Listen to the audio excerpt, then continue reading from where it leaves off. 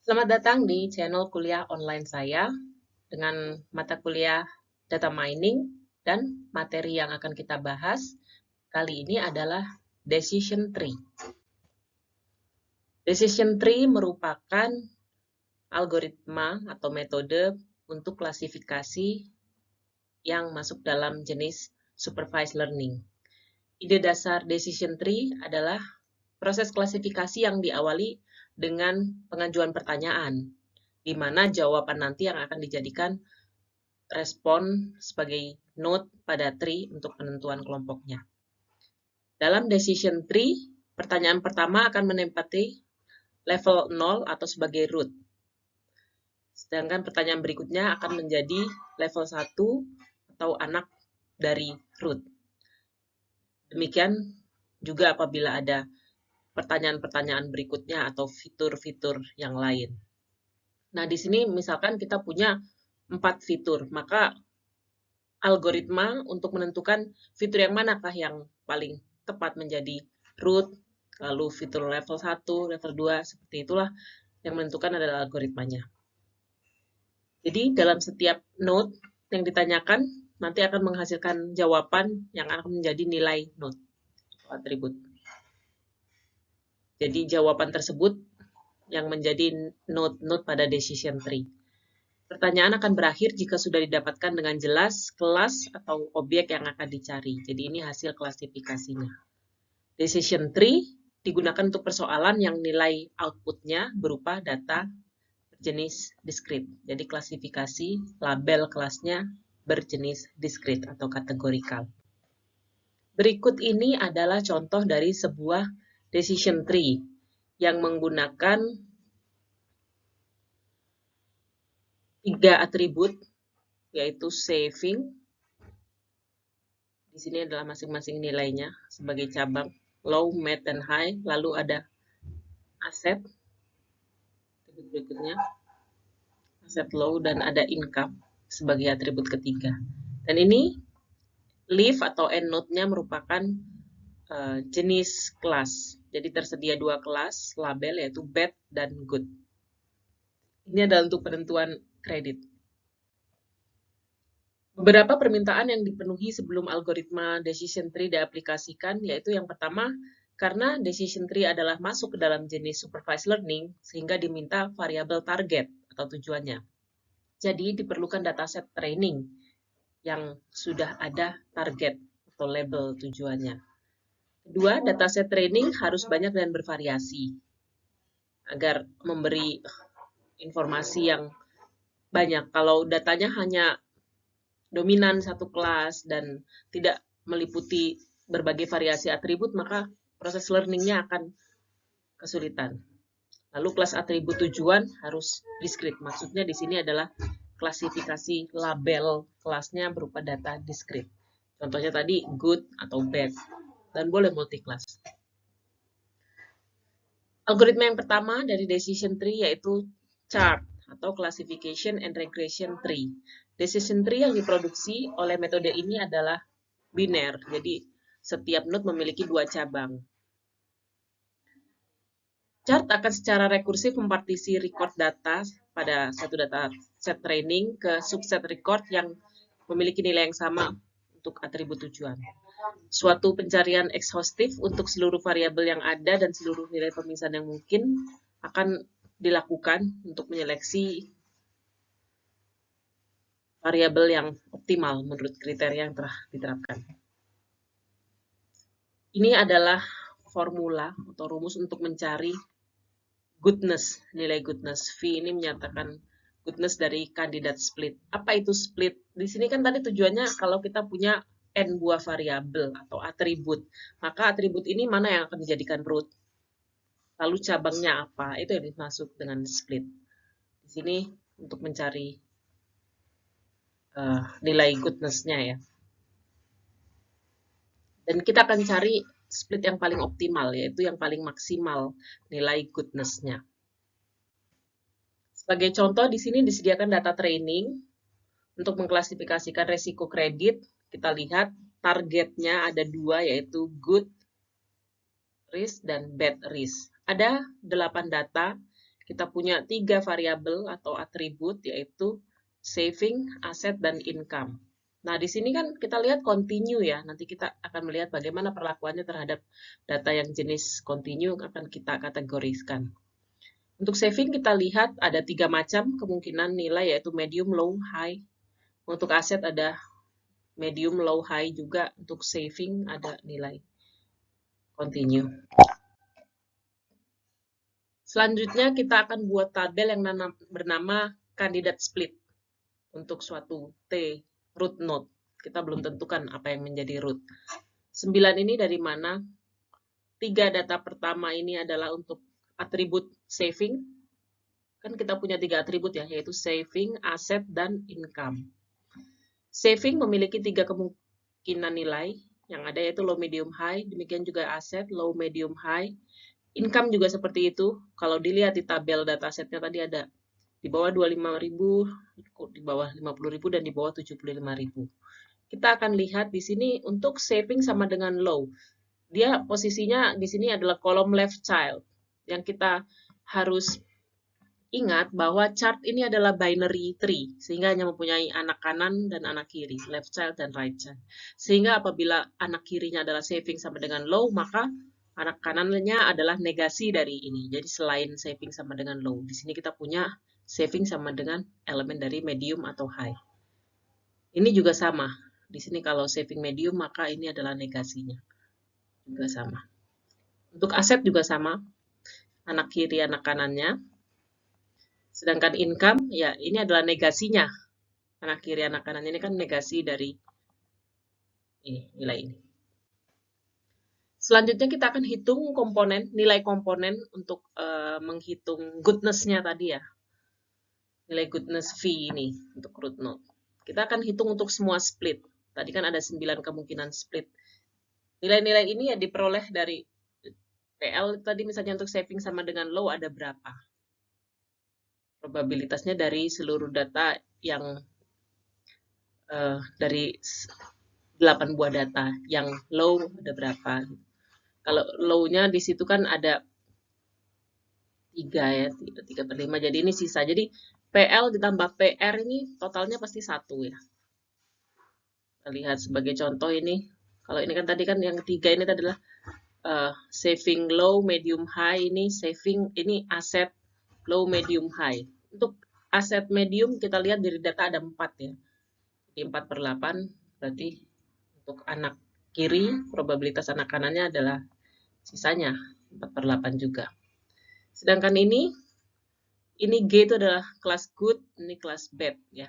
Jadi dihitung berapa dari data yang low tadi kelas targetnya good, dan berapa dari kelas yang low tadi kelas targetnya bad. Sama, ini semua dihitung. Ini untuk anak kanan. Anak kanannya berapa yang good, berapa yang bad, dan seterusnya semua dihitung. Nah, nanti kita operasikan 2 kali PLPR, ya, 2 kali ini kali ini hasilnya. Kemudian ini QS bersyarat T yang bisa kita lihat di formulanya. Dan ini adalah perkalian dari ini, 2 PLPR dikali QS bersyarat T. Dimana QS bersyarat T ini adalah jumlah dari untuk kedua kelas selisih PJTL min PJTR. Jadi selisih dari harga mutlak ya. Jadi nilai ini diperoleh dari ini. Harga mutlak dari ini dikurangi ini, ya, kelas good ditambah harga mutlak dari nilai ini dikurangi ini. Jumlah. Semua juga sama. Seperti itu. Kemudian ini dilakukan terus. Nilai tertingginya kita peroleh, split yang tertinggi adalah 0,6248, yaitu ada tabel yaitu pada split keempat. Sehingga kita lihat yang tertinggi 4,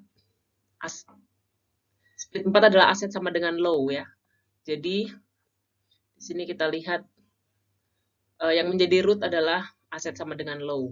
Lawannya adalah anak kanannya adalah aset sama dengan elemen medium high ya. Jadi anak kirinya aset low, anak kanannya aset medium high. Kita akan lihat pada aset sama dengan low, yang bad risk itu ada di record 2 dan 7, sedangkan aset sama dengan high yang kita perlu decision lagi ya, yang selain dia bad risk atau good, ini adalah node-node ini. Nah, kita bisa hapus 2 dan 7 karena di sini kita udah tahu aset sama dengan low, dia klasifikasinya bad. Maka kita akan analisa yang sisanya saja. Selanjutnya kita hitung lagi dengan proses yang sama untuk kandidat split. Di sini masih ada aset low ya, di sama ya tadi, ini variable saving, aset, dan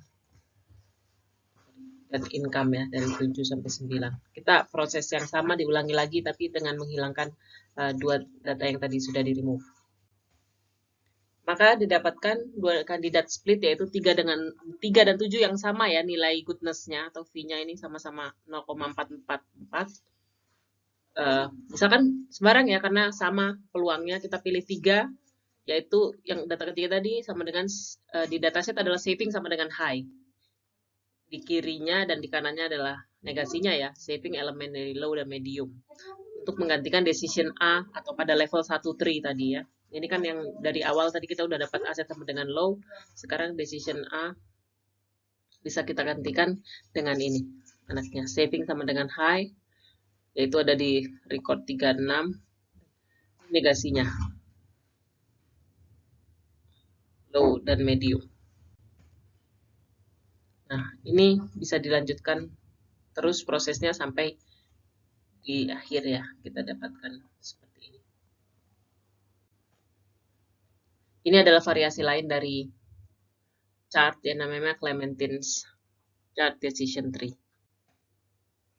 Selanjutnya algoritma C45. Ini merupakan ekstensi dari ID tree, Inverse Decision Tree, yang merupakan varian algoritma pada decision tree yang bekerjanya sama, prinsipnya seperti chart, tapi di sini ada karakteristiknya yang membedakan, yaitu C45 ini tidak terbatas untuk binary split. Kalau chart kan hanya binary atau 2 cabang aja setiap tree, setiap node-nya. Kemudian untuk atribut kategorikal, C45 akan memproduksi cabang terpisah untuk setiap nilai. Jadi bisa lebih dari 2 anaknya atau cabangnya.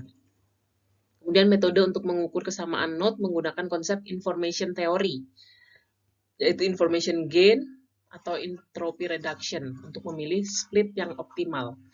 Ini kan kita membangun decision tree ini adalah menentukan mana yang jadi root, level 1, level 2, dan seterusnya.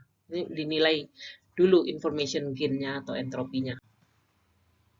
Ada 2 macam cara perhitungan pemilihan atribut, yaitu menggunakan information gain, dan kedua menggunakan gain ratio.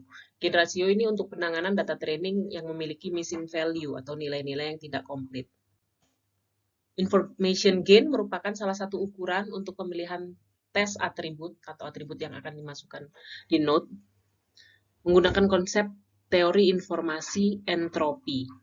Atribut dengan information gain tertinggi dipilih sebagai tes atribut dari suatu node. Misalkan terdapat sebuah variabel X yang memiliki k buah nilai dengan probabilitas masing-masing P1, P2, sampai PK. Jadi X ini punya kemungkinan nilainya 1, 2, sampai K. Maka entropi X, yaitu jumlah bit paling sedikit yang dibutuhkan untuk mentransformasikan aliran dari simbol-simbol yang mempresentasikan nilai X, dinyatakan dengan persamaan information theory ini ya. HX sama dengan min, sigma, J ini banyaknya kelasnya ya, PJ, 2 log PJ. Algoritma C45 menggunakan konsep entropi sebagai berikut. Misalkan terdapat sebuah kandidat atribut tes S yang membagi dataset training T ke dalam beberapa subset, dari T1, T2, sampai TK kelasnya, maka informasi rata-rata yang dibutuhkan dapat dihitung sebagai jumlah beban dari entropi masing-masing subset. Ini ya, jadi kita lihat sigmanya di sini dari 1 sampai K, di mana K itu banyaknya kelas ya, jumlah kelas. Lalu HST adalah ini, probabilitas TI dikali HST. TI merepresentasikan proporsi record pada subset I. Jadi berapa probabilitas suatu kelas di dalam datasetnya. Sehingga information gain yang merupakan selisih entropi data sebelum dilakukan splitting dengan entropi subset data, nilai gainnya dapat diperoleh menggunakan rumus ini. HT yaitu entropi sebelum splitting dan ini HST adalah entropi subset. Sebagai contoh di sini kandidat split, misalkan ada 5, kita punya saving low, medium, high, aset low, medium, high, dan income. Ini ya 3 macam sama, tetapi bentuk tabel splitnya aja beda. Kalau tadi kan 9, kalau ini ke kanan ya. Jadi apabila ada 5 dari 8 record yang diklasifikasikan sebagai good credit pada tabel dataset kredit resiko tadi, maka 3 record adalah bad. Ya, jadi dataset kita kan kita punya 5 target kelas good tadi dan 3 bad. Maka kita bisa hitung information entropinya dengan rumus ini. Masukkan aja J ini kan kelas. Jadi ini kan kelas good ada 5/8 banyaknya data ya. Kali 2 log 5/8 dikurangi 3/8. 3 ini jumlah record yang labelnya bad. Jadi didapatkan nilai ini 0,9544. Untuk kandidat split 1 saving, 2 record mempunyai high saving, 3 record mempunyai medium saving, dan 3 record low saving. Maka kita bisa nyatakan P high adalah 2/8, P medium di data tadi 3/8, dan P low 3/8. Setelah mendapatkan nilai HT atau information gain, maka kita akan hitung entropi untuk masing-masing atribut. Contohnya kita hitung untuk saving. Bagaimana menghitung entropi? Kita akan lihat saving memiliki 3 macam nilai, yaitu high, medium, dan low. Kita akan lihat di dataset untuk record yang savingnya bernilai high, itu kan ada 2 ya. Yang satu kelas targetnya adalah good, yang satunya lagi bad. Maka di sini adalah berdasarkan rumus HST-nya, sigma dari entropinya. Setengah di sini adalah karena satu record bernilai good, dan setengah di sini adalah satu record bernilai bad. Jadi dari 2 record yang savingnya sama dengan high, ini ada 2 kelas yang berbeda. Demikian juga untuk medium. Dalam dataset ada 3 record yang nilai savingnya sama dengan medium, di mana 3-3-nya itu kelasnya good ya, dan tidak ada kelas bad. Lalu untuk low, juga sama kita hitung entropinya, ada 3 record yang saving sama dengan low, di mana kalau kita lihat di data, maka ada 1 record yang saving sama dengan low dengan kelas good, dan ada 2 record yang saving sama dengan low yang nilainya bad. Jadi di sini 1/3, ini 2/3. Nah, kita dapatkan nilai ini. Lalu berdasarkan rumusnya untuk mendapatkan HST, kita tinggal sigmakan saja ya, P dikali HSTI. Ketiga kelas ini, saving, medium, dan low, maka kita dapat untuk high itu adalah 2/8 kali 1. Untuk medium 3/8. Kenapa? Karena dari dataset yang high tadi ada 2 ya dari 8 record, medium ada 3 dari 8 record, dikali nilai HSTI-nya. Kemudian untuk low ada 3 record dari 8 record, kali HSTI-nya. Dan ini di sigma, di total dapatkan ini. Maka information gain splitting untuk atribut saving adalah HT dikurangi H saving T, yaitu 0,954 yang sebelumnya kita hitung di slide sebelumnya dikurangi hasil ini, HS saving T. Kita dapat 0,36 bits untuk atribut saving. Proses yang sama juga dilakukan untuk kedua atribut lain. Di sini kita dapatkan nilai untuk atribut aset, ya ini HT dikurangi H aset T, 0,5487, yang ini nilainya lebih besar dari information gain-nya saving. Tadi proses menghitung entropinya juga sama. Ini adalah probability dalam dataset ya, keberadaan aset yang nilainya high, medium, low dari 8 dataset. Sekarang untuk income atribut. Di sini variabelnya numerik, maka mirip dengan algoritma chart. Di sini ada 3 macam nilai. Kalau kita lihat di dataset, 4 macam nilai, maka dibagi jadi seperti ini. Maka entropinya masing-masing dihitung. Nah ya, proses perhitungan entropinya seperti yang kita lakukan terhadap 2 variabel yang lain. Nah, di sini kita information gain-nya untuk variabel continue berbeda, kita hitungkan terhadap masing-masing kelas income ya. Jadi tidak di sigma. Masing-masing. Tidak di sigma. Oke, di sini kita bisa membuat tabel information gain untuk setiap kandidat split. Ada 5, di mana yang 1, 2 ini adalah untuk saving dan aset, sedangkan 3, 4, 5 untuk income. Karena income tadi numerik ya.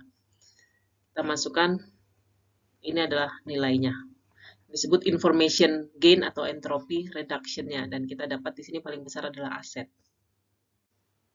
Maka bisa kita lihat di sini, karena aset memiliki information gain yang tertinggi, maka decision tree-nya akan terbentuk seperti ini. Perbedaannya dengan algoritma chart yang cabangnya adalah 2 atau binary, maka C45 bisa memiliki cabang lebih dari 2. Karena nilai aset ada 3, low, medium, high, maka dia memiliki 3 cabang.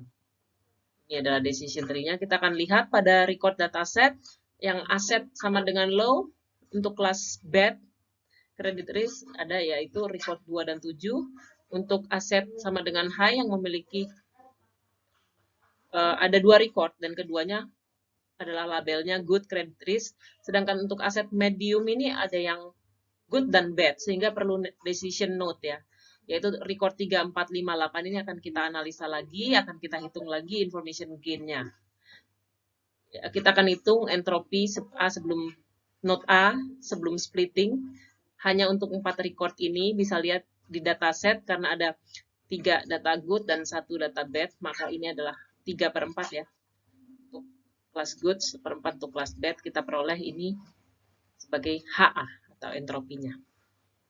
Dilanjutkan, ini adalah kandidat split untuk note A.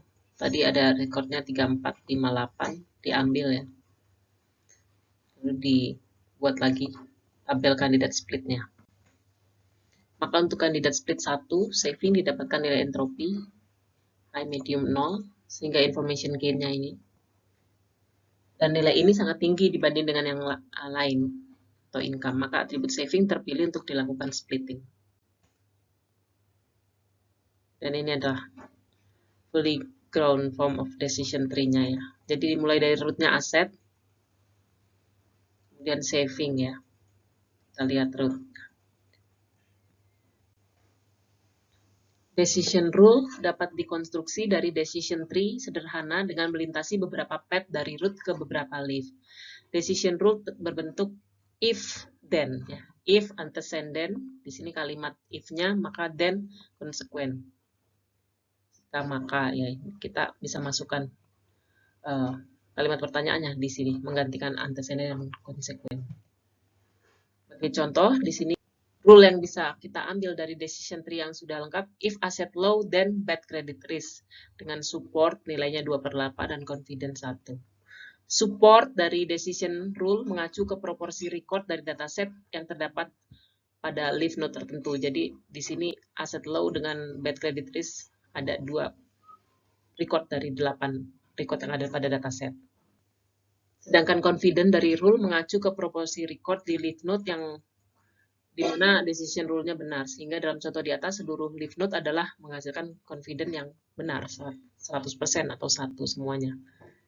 Ini if asset high, then good credit risk dengan support sekian. Dan if asset sama dengan medium and saving low, ini ya antecedent. Ini disebut antecedent. Then ini adalah consequent. Jadi hasil dari decision tree ini adalah seperangkat rule. Ini ya. Yang sudah diolah dengan metode C45 menghasilkan 5 buah rule ini berdasarkan perhitungan information entropy. Demikian penjelasan tentang decision tree.